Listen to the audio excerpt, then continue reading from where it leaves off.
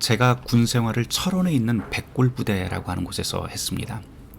이 부대는 38선을 지키는 최전방 부대인데다가 그 이름도 무시무시해서 나름대로 자부심을 가지고 있었죠. 그런데 그 부대 안에서도 가장 최정예 부대가 정찰대라고 하는 매우 소수로 꾸려진 부대원들이었습니다. 당시만 해도 같은 백골부대원이라고 해도 정찰대원이라고 하면 뭔가 풍기는 카리스마가 넘쳐 흘리는 것 같아서 뭔가 무게감이 있었죠. 제가 중앙교회에 이 중앙루터교회에 오고 나서 알게 된 사실인데요. 우리 교회에서 굵직한 베이스톤을 뽐내시는 최진 장로님이 바로 이 백골부대 정찰대 출신이시더라고요. 여하튼 이 부대를 소수 최정예로 꾸릴 수밖에 없는 이유가 있었는데, 그거는 정찰대는 전쟁이 났을 때 가장 먼저 적진에 들어가서 상황 파악을 하고 후방에 있는 부대가 제대로 움직이도록 길라잡이 역할을 하는 부대이기 때문입니다. 그러니 정찰대가 까딱 잘못하면 뒤에서 기다리는 모든 부대가 전멸할 수도 있어요. 그래서 정찰대원에 뽑히는 사람은 체력은 물론이고 모든 면에서 판단력이나 여러 가지 정보 수집 능력에서 최고의 군인으로 꾸리지 않으면 안 되었습니다. 성경에도 이런 정찰대가 있어요. 예를 들어서 가나안 땅에 들어가기 직전에 여호수아와 갈렙과 함께 뽑혔던 12명의 정탐꾼이 바로 이런 일종의 정찰대라고 할 수 있습니다.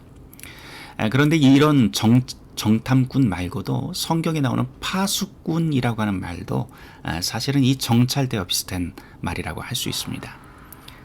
파수꾼은 늘 경계선 너머를 주시하면서 후방에 정보를 전달하고 길라잡이 역할을 하지요. 오늘 저녁 함께 나눌 이사야 52장에 나오는 파수꾼의 이야기를 한번 들어보세요. 좋은 소식을 전하며 평화를 공포하며 복된 좋은 소식을 가져오며 구원을 공포하며 시온을 향하여 이르기를 내 하나님이 통치하신다 하는 자의 산을 넘는 발이 어찌 그리 아름다운가. 너의 파수꾼들의 소리로다.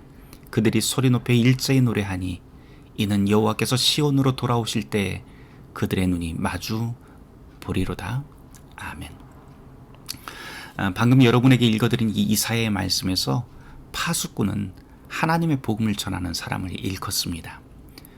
그리고 파수꾼의 직무가 참으로 복되다라고 그렇게 이사야 선지자는 이렇게 선언하고 있는데요. 중요한 건 파수꾼은 사실 어떤 특정한 사람, 어떤 능력을 지닌 어떤 특정한 사람을 지칭하지 않는다는 사실이에요. 목사만 파수꾼 아닙니다.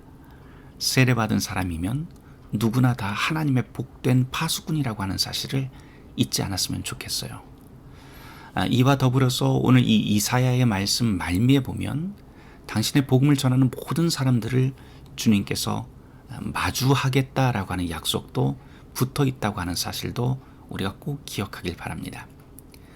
그리스도인이란 하나님 나라에서 파견된 정찰대이고 파수꾼입니다. 바라기는 저와 여러분 모두가 이 땅에서 하나님 나라의 정찰대로 온전히 살길 바랍니다. 함께 기도하겠습니다. 주 우리 하나님, 우리가 주님의 파수꾼이 되어 이 시대를 향한 주님의 뜻을 헤아리게 하소서. 주께서 우리에게 베푸신 모든 은혜와 민족들 가운데 행하신 선한 일들을 감사드립니다. 모든 민족이 주의 뜻에 순종하여 이 땅에 주님의 뜻만 이루어지게 하소서. 우리가 그릇된 길로 갈 때 바로잡아 주소서. 우리의 눈을 열어주셔서 잘못된 점을 보게 하시고 주님의 뜻에 합당하지 않은 점들을 깨닫게 하소서. 우리와 함께 하시고 우리에게 힘을 주소서. 더 많은 이들이 온 세상에 일어나 하나님의 파수꾼이 되게 하소서. 사람들의 마음이 변화되는 일이 있는 곳이면 언제나 그들의 외침이 들리게 하소서. 이 일은 하나님께서 하신 일입니다. 우리가 얼마나 고통당하는가는 결코 중요하지 않습니다. 이 일은 고난받고 죽으셔서 다시 살아나신 예수님께서 하시는 일입니다. 주의 이름이 영광 받으시도록 이 땅의 모든 사람들 중에 이 같은 파수꾼을 세워주소서. 주의 백성들이 기쁨과 감사의 환호성으로 주님을 맞이할 그날이 오게 하소서. 아멘.